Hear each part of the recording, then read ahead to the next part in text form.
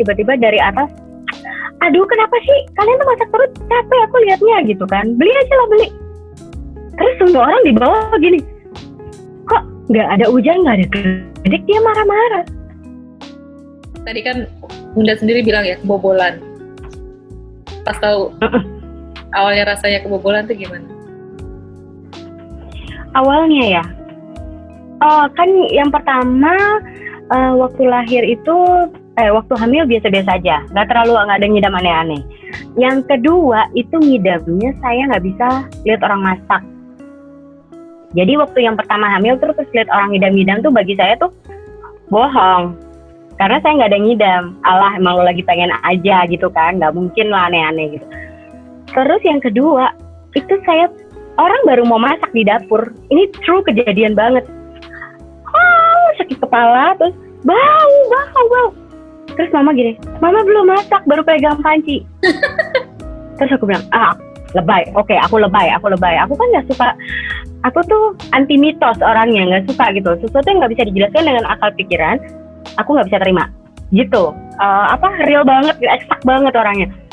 Kedua, hampir tiap hari kayak gitu. Aduh, gitu-gitu di tempat tidur.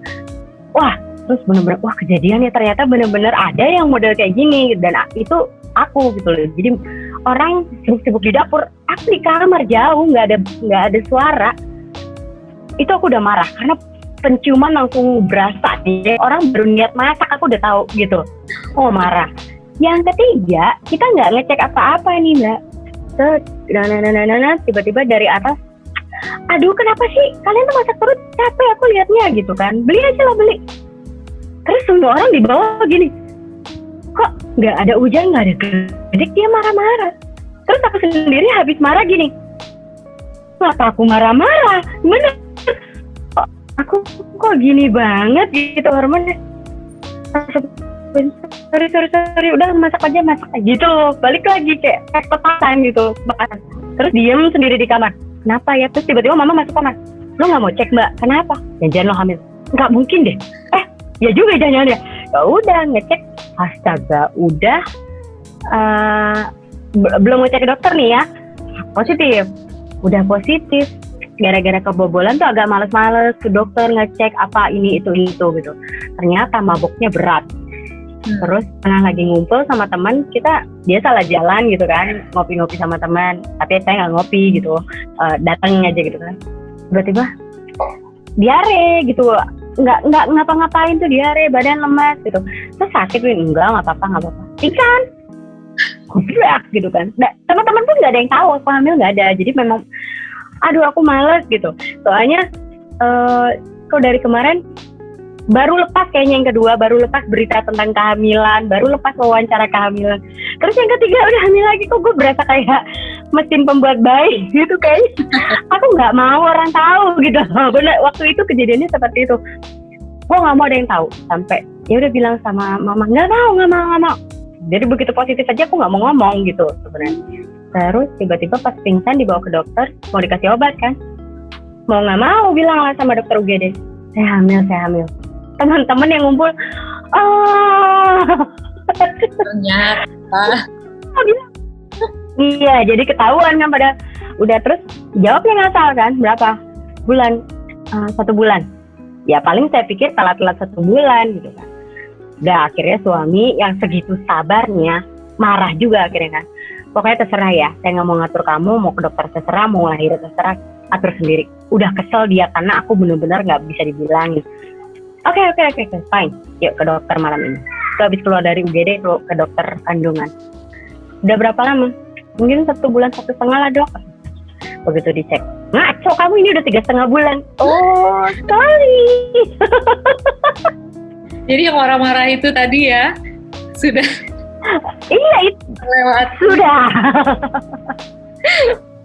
Ya, jadi ternyata ya aku juga kaget, ternyata mitos yang aku pikir nggak mungkin itu terulang kan gitu. Di saat saya memang nggak sadar saya hamil gitu. Jadi orang-orang jangan hamil gitu. Terus pembantu bilang, masa sih ama, kan ada mamaku di sini.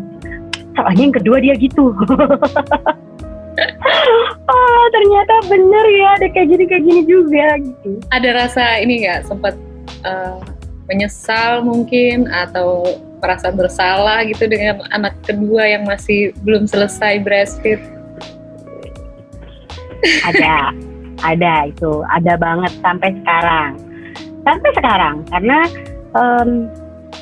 waktu pertama, jadi aku kan nggak gitu normal ya hamilnya, jadi yang kedua preeklamsia, jadi sempat ada darah tinggi, kayaknya badan juga udah nggak terlalu kayak sefit biasanya gitu. Udah sembuh sih dari yang darah tinggi yang nomor 2. Yang ketiga lebih parah ternyata, mungkin karena pengaruh umur juga katanya. Jadi preeklamsianya pun bisa lebih berat gitu, dan akhirnya ini pun saya sampai sekarang masih darah tinggi dan darahnya masih sekitar 200-an.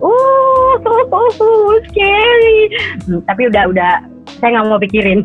Jadi tapi badan memang berasa ngedrop, berasa lemas, terus nggak bisa stres sedikit langsung naik ke sakit kepala. Jadi nggak ada hujan, nggak ada geledek, sakit kepala tuh kayak udah langganan aja gitu. Tapi saya nggak mau minum obat karena menyusui kan. Jadi apa namanya, self healing gitu loh. Sekarang lagi belajar. Atau gimana? Darah tinggi? Udah dari sebelum menikah punya hipertensi atau memang pas baru hamil itu? Enggak ada, saya nggak punya darah tinggi, saya darah rendah, lebih cenderung, mamaku kan darah rendah, cenderung ke darah rendah, darahku selalu di 100, 110. Anak pertama normal, pas anak kedua tiba-tiba di umur 7 bulan, darahnya tiba-tiba naik ke 140, kata dokter kamu ini ada preeklamsia. Preeklamsia itu kan keadaan yang ciri-cirinya ada darah tinggi, terus protein bla bla bla itulah ya. Terus kalau dilahirkan harusnya dia langsung normal lagi kan. Nah ternyata saya butuh waktu, tapi normal akhirnya setelah 6-10 bulanan normal. Nah abis itu ternyata dia bilang kalau misalnya yang kedua preeklamsia, kemungkinan ketiga, keempat, kelima akan preeklamsia lagi kemungkinan, berdasarkan pengalaman dokter ya. Akhirnya benar, ternyata yang ketiga normal nih, masih normal, di bulan ke-7 naik ke 140, 150, 160 sampai ke 200. Wow. Gitu. Takut nggak sih, ngeri? Ya, menakutkan. Atau sudah pengalaman yang kedua, jadi yang ketiga biasa aja, ya udah pernah ini gitu atau gimana? Saya berusaha merasa biasa aja. Cuman karena yang ketiga ini kita nggak banyak di Jakarta. Waktu itu kan kalau di Jakarta mungkin karena dokternya, saya melewatinya dengan bantuan dokter gitu kan. Dokter waktu itu dokter itu udah nanganin dari hamil yang pertama juga gitu. Jadi kayak memang sudah ada serat. Nah kalau yang ketiga ini belum punya dokter yang bisa dipercaya di sini gitu kan. Jadi memang ada deg-degannya juga gitu. Terus apa namanya ya, gimana ya, kalau namanya tinggal di daerah pasti kan ada ketakutan sendiri, tapi berusaha untuk 2 lewat 3 pasti lewat gitu. Dan ternyata nyatanya memang ada kasus lain di yang ketiga ini kan. Kemarin ada sedikit berat, bahkan saya sampai mau ada beberapa pengen wawancara pun saya nggak mau ngomong karena mengingatnya waktu itu bisa bikin trauma dalam gitu. Mau nangis gitu, waktu mau cerita itu selalu nangis. Saya sampai 10 hari di rumah sakit, dibilang baby blues, bukan baby blues, tapi kayak stop dong, udah aku capek gitu, sampai benar-benar setiap malam nangis gitu karena gak kelar-kelar. Kayak orang tuh abis lahiran happy gitu kan, harusnya fokus sama bayi gitu. Yang ketiga ini enggak, 10 bayi kan masuk ICU juga, masuk ICU. Orang lihatnya kan udah ketiga nih, udah pengalaman, berarti ya udah lewat lah ya stres-stresnya gitu. Tapi ini justru yang ketiga ya, yang yang ketiga yang lebih berat. Iya, berat banget menurut aku. Ya, atau karena ada putus. Oh gitu.